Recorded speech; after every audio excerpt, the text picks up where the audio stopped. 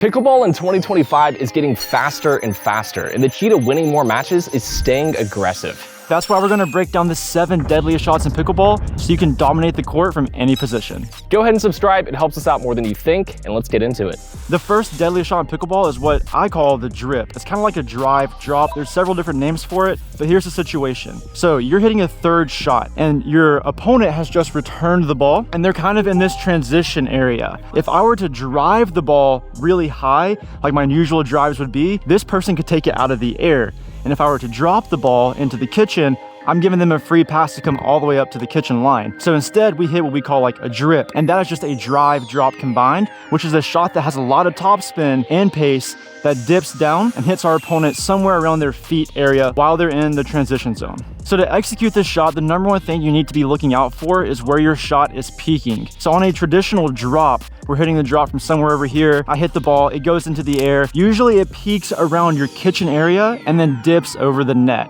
And this ensures that the ball lands shallow in the kitchen. On a drive, very often, that ball is still gaining height as it's crossing the net and then starts to dip. On the drip, what I like to think about is having my shot peak right before this net and then dip over it. So when you're thinking about where you should be aiming, I think about having my shot peak right before this net so that it has enough time to get down before reaching my opponent's feet. It should kind of feel like you're just hitting a soft drive. So for all intents and purposes, the technique, everything is the exact same as a drive. You're just taking some pace off of it, and instead of putting pace, you're putting spin instead. All right, so we're gonna break down the motion of the shot just a little bit. So just like a regular drive, the number one thing you wanna be doing here is getting underneath the ball. So the ball's coming to me, I wanna make sure I'm setting up with a nice wide stance and I'm getting lower than what the ball currently is, so my paddle face can go below the ball. The only way we generate topspin in pickleball is by brushing up the backside of this ball. So if I'm hitting the drip, I have to make sure, number one thing, my paddle tip is below the ball so I can brush up the backside of it. Sometimes on a regular drive, you're not worrying so much about topspin and you're worrying more about power. And so that shot, that motion is more flat, but for this shot in particular, you want to really be brushing up the backside of that ball. The second key to the drip is in your follow through. So in a traditional drop, a lot of times you're actually shortening your follow through and stopping the motion right around your hip or chest area. And it's a very controlled follow through that kind of just goes in one direction.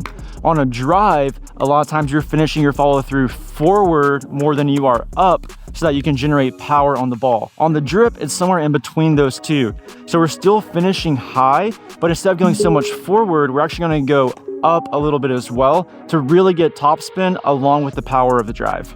The next one is something you've probably heard if you've been playing pickleball for a while. We're gonna teach you the ernie. If you don't know, an ernie is when you jump over the kitchen to take a ball out of the air early. It's one of the most aggressive shots in pickleball, and it can be really effective to take down people targeting your backhand or your forehand, or when a dink is just a little bit too high. So we're gonna show you how an ernie works and a couple specific scenarios that'll help you improve your game and use it more offensively than ever before. What you may not realize about ernies is simply showing your opponent that you're capable of hitting an ernie actually adds pressure to them on every single dink and every single drop.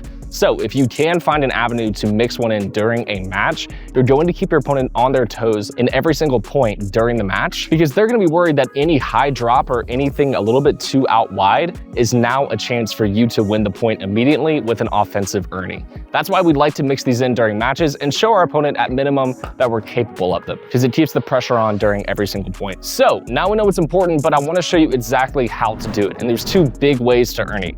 One requires a little bit more athleticism, and one is incredibly simple that even I use when it's an opportunity for it. The first and easiest way to ernie is to simply step outside of the kitchen and then volley the ball. So anytime you get a dink that's too far out wide or a little bit too high, all you have to do is step over here and then put away the shot. The next way to ernie that can be a little bit more athletic, but will definitely intimidate your opponents, is going for the jump ernie. So that's when you're gonna fully leap across the kitchen and then make contact midair. The jump ernie is the better option because you can wait to see what your opponent does before going for the ernie. Because the problem with the step ernie is you are required to step out, and that's a slower motion, and often that tells your opponent that you're about to go for an ernie. But with the jump, you can do it at any moment because it's a much faster motion and you're able to catch your opponent off guard. So if you've got the athleticism for it, we recommend the jump, but the side step is still a perfect way to ernie if that's all you're capable of. The step ernie is pretty easy, but we'll show you a little bit more how to use that jump ernie. The key is you want to jump off of your left foot and land with your right foot. This keeps your paddle over the kitchen longer and gives you the best chance to make contact with the ball when you are going for an Ernie. So jump off your left, land with your right. And the biggest thing out of all of this is timing, and that takes practice. So you gotta have your partner feed you some balls, and then you can get used to the timing of the Ernie and kind of how the jump motion feels. This same motion also applies to the backhand. Left, then right. Again, this keeps my paddle over the kitchen the longest, so even on the backhand and the forehand side, we wanna make sure that we're jumping off the left foot and landing with the right. So now that we know how to Ernie, we do need to know when to Ernie. And there's a key sign in your opponent that will highlight exactly when is the right time to go for an Ernie. The biggest thing you're looking for is when your opponent turns their hips on an out wide dink. This basically tells you they're most likely going to hit down the line and even a little bit high. So let's show you what that looks like. So let's say Shay's about to dink. As most players are, he's chest forward. Let's say he gets an out wide dink, he turns his hips and goes to the side. That likely means he's about to shoot the ball up and over the net, which would give me an opportunity to Ernie. So we'll demonstrate what that looks like. Boom. So that same rule applies even on the opposite side. We'll show you what that looks like too. This is their backhand. I tend to find Ernie opportunities come more often from an opponent's backhand since it's typically their weaker side. So this is definitely a shot to look for when they turn their hips. I'll show you what that looks like. It wouldn't truly be a deadly shot video unless we talked about this next shot, which is the speed up. Now, I'm sure you've probably sped up just instinctively and you might know a little bit about it, but we're gonna break it down into 3 key categories: the setup, the aim, and then finally, the follow-up. Let's do it. The number one thing to be concerned about when you're about to hit a speed up is where the ball is positioned in relation to your body. And what I mean by that is that we always want to have this ball in front of our body with our paddle also in front of our body. Now, I know that might seem obvious, but very often you'll find people stepping back and then trying to speed up with the balls like at their hip or behind their body. And the reason you don't want to do this is because your options are very limited from these positions. So when that ball gets behind my body and then I try to speed up, I really only have like one place that I can speed up, and that's going to be directly in front of me. And I'm also off balance, so if my opponent gets the ball back to me, I'm going to have a much harder time responding to that shot. Instead, you want to ensure that no matter where this ball is, if you can get behind it, that's a good opportunity to speed up. We're going to do a little dink rally here, and watch how I move behind these balls. Every single time, I'm going to be in a position where I could speed up. And the key here is just getting behind the ball and keeping my paddle in front of me. And then whenever I want to, I can easily initiate a speed up and then continue the rally like that. If instead in that dink rally, I was reaching for balls instead of moving my feet, it would be way more difficult to speed up, and that speed up would not be very effective. The next key thing to know about speed ups is where you're trying to aim.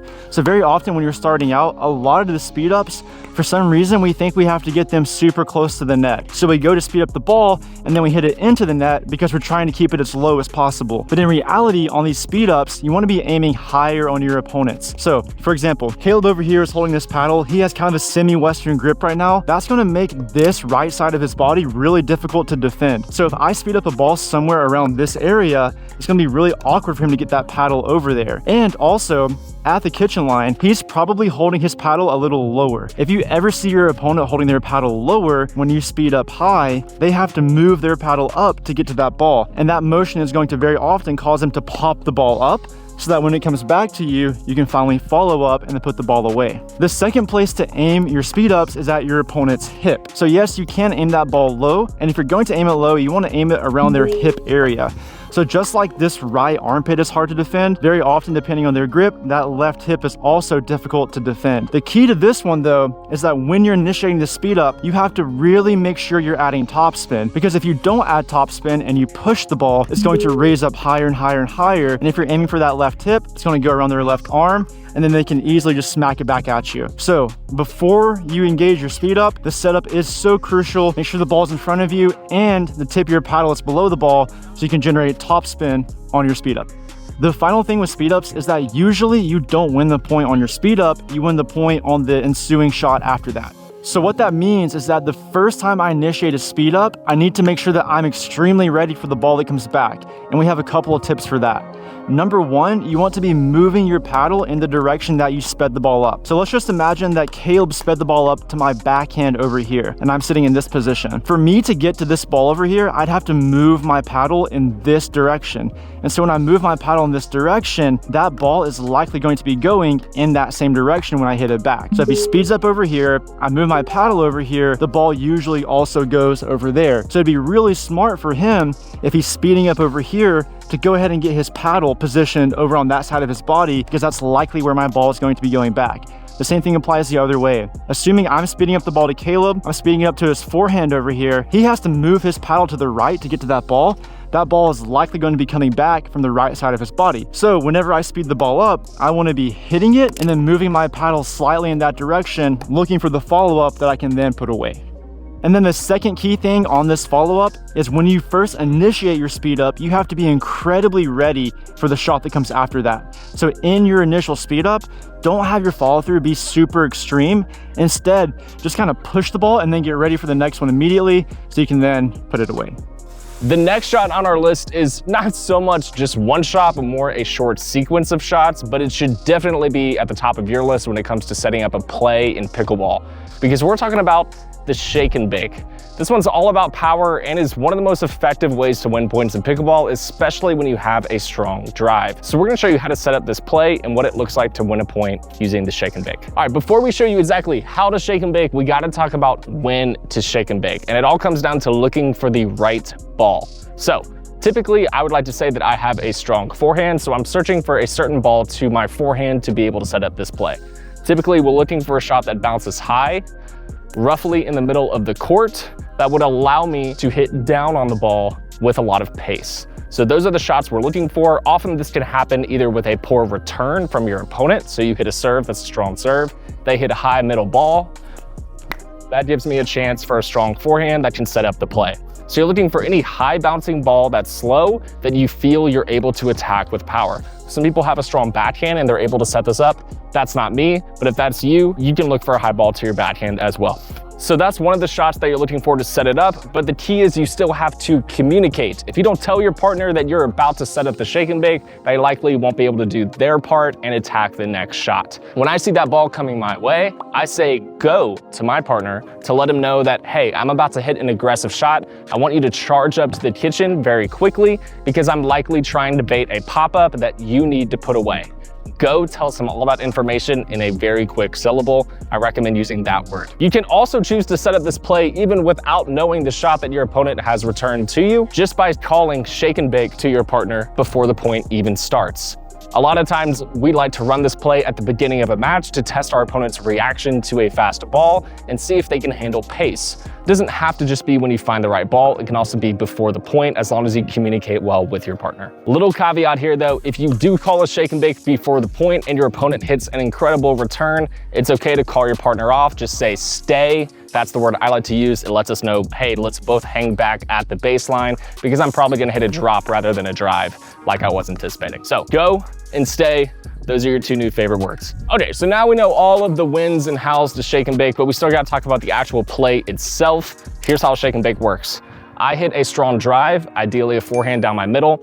My partner storms up to the kitchen when I say go, and now his job is to put away the pop-up that my opponent feeds to him on the other side of the court. So it's not just a one-man show. We gotta have our partner involved, and they're gonna do the putting away of the next pop-up once it comes their way.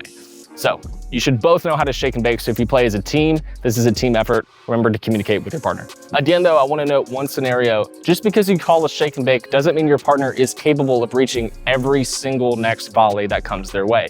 You still need to be ready as the man back who hit the drive to potentially return the deep ball if your partner is unable to get a pop-up or is unable to get a shot that they're able to reach. As you can tell, most of these deadly shots rely on heavy power and spin, which is becoming pretty much necessary to keep up with the game in 2025. And I'd be lying to say my paddle doesn't make a big difference in achieving both of those. That's why I'm highly recommending the Banger paddle from our friends at Enhanced. It was designed not only to create power, but also to handle it.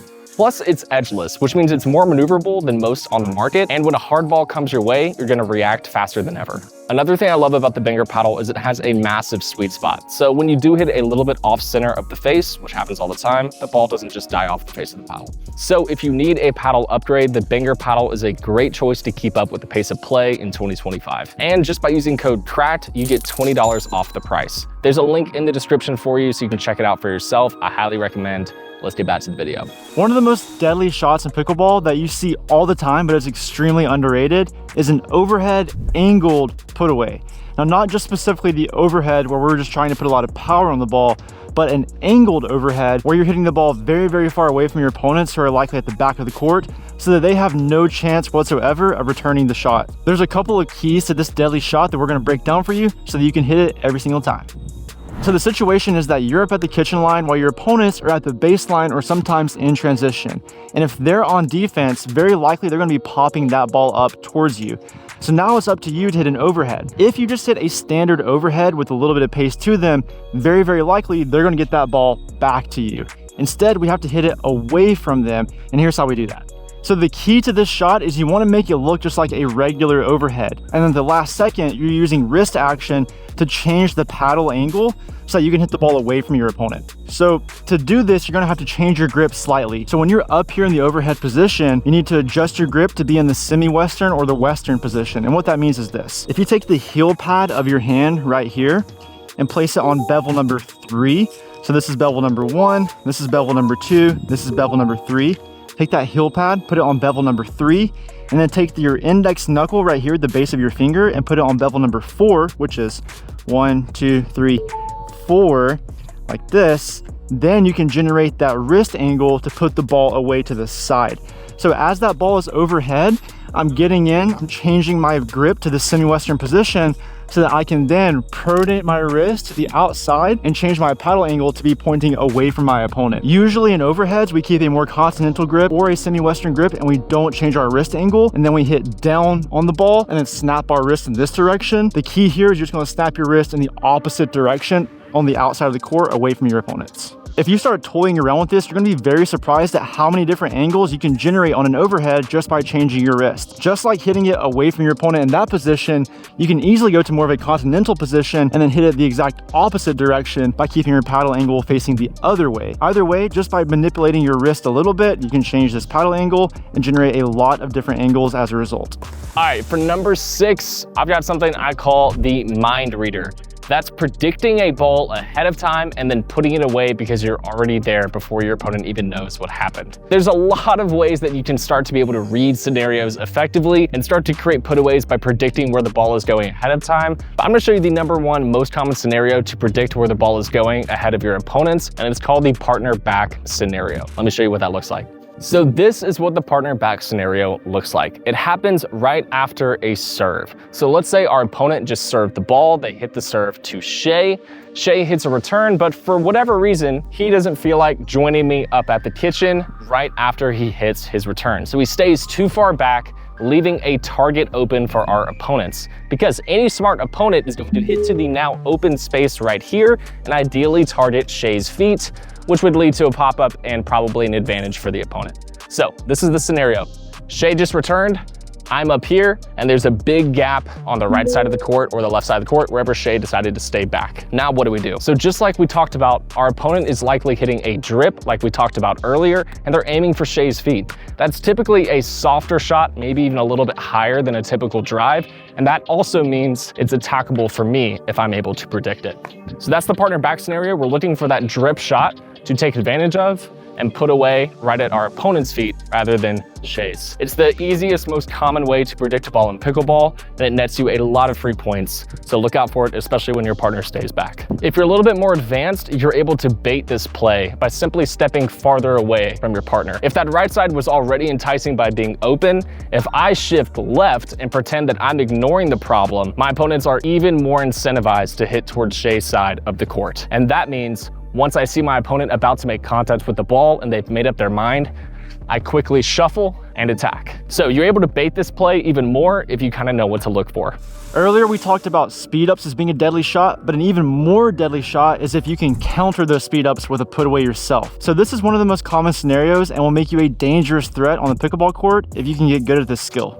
The big thing to get right here is that you need to have a mindset shift. When you're in a dinking rally or you're approaching the kitchen line, your first instinct should be that your opponent is going to be speeding the ball up at you.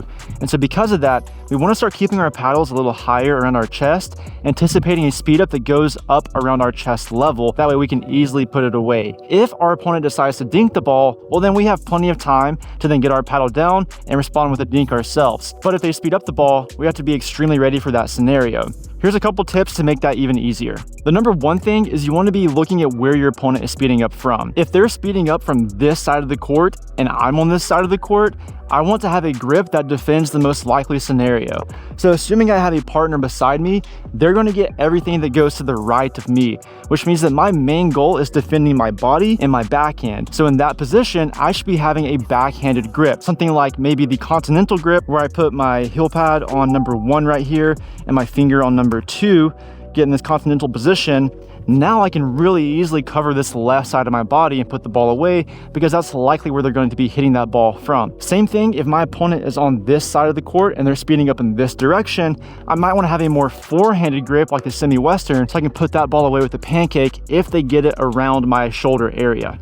The next thing is that you want to be watching your opponent's paddle position. If they get their paddle super low to the ground, somewhere around like their ankles or their shins, that means that I have the liberty of bringing my paddle up around my chest. If their paddle is up around their chest, I need to get my paddle more around my feet, and instead of looking for a counter, look for a reset instead. You can really only counter the ball if they're speeding up from net height or below. If they're speeding up anywhere above that, really you should be looking for a reset rather than a counter.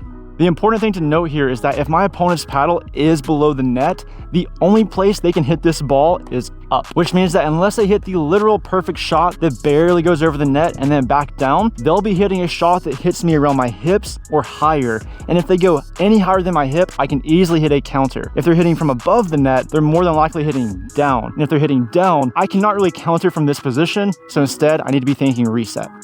And then finally, you need to be aware of how you counter the ball. So once I have received a speed up around my shoulder height and now it's my turn to hit the ball, I need to be thinking less so power and more so placement. So that ball's hit up to me around my chest height, I want to be hitting it down towards my opponent's feet. If I can add power, that's just an added benefit. If not, I'm going to ensure that their next shot is going to be coming from around their feet so they can't attack me again. If I can get the ball down on them, I'm now in control of the rally and will likely win the point. Now you know these 7 deadliest shots in pickleball and how to take advantage of them for yourself. If you like this video, please consider subscribing, and YouTube really thinks you're gonna like this video next. Yeah, it's so good. It's just for you. He said it.